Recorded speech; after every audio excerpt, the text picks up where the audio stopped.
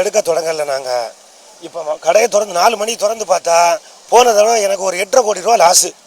இந்த தடவை கடையை திறந்து பார்த்தா அதுக்காக நான் என்ன பண்ணிட்டேன், மேல் மாடிக்கு மாற்றினேன். இந்த தடவை கீழே இருந்த எல்லாமே போச்சு, ஒரு 50 லட்ச ரூபா காலி. இது வருஷம் தொடர்ந்துக்கிட்டே இருக்குது. எந்த விதமான இழப்பீடும் தரல. பல கோடிக்கணக்கான ஜிஎஸ்டி கட்டுறேன், இன்கம் டேக்ஸ் கட்டுறேன். கவர்மெண்ட்லேருந்து 5 பைசாய்க்கு எனக்கு இது வரைக்கும் தந்த கிடையாது. இந்த வருஷம் வந்தாச்சு. கண் துடைப்பு நாடகம் நடத்திட்டு இந்த சாக்கடையை க்ளீன் பண்ணியாச்சுன்னு சொன்னாலே இந்த ஓடையை க்ளீன் பண்ணால் இந்த தண்ணி எல்லாம் வடித்து கிளியராக போயிடும். யாருக்குமே தொந்தரவு இருக்காது.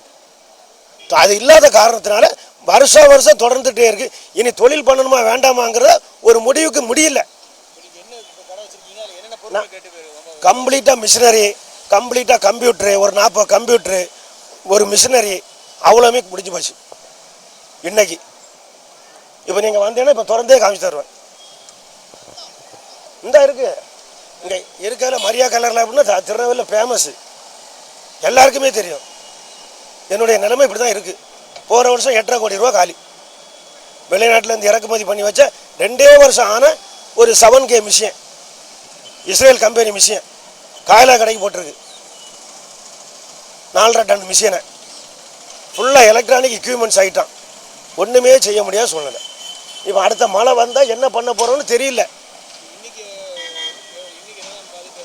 கம்ப்ளீட் அந்த கடை, ஒரு கடை கம்ப்ளீட் காலி. மரியா கலர் லேப்புங்கிற கடையே காலி. நீங்கள் வந்தீங்கன்னா இப்போ திறந்து காமிப்பேன். என் பேர் காலிங்ஸ்.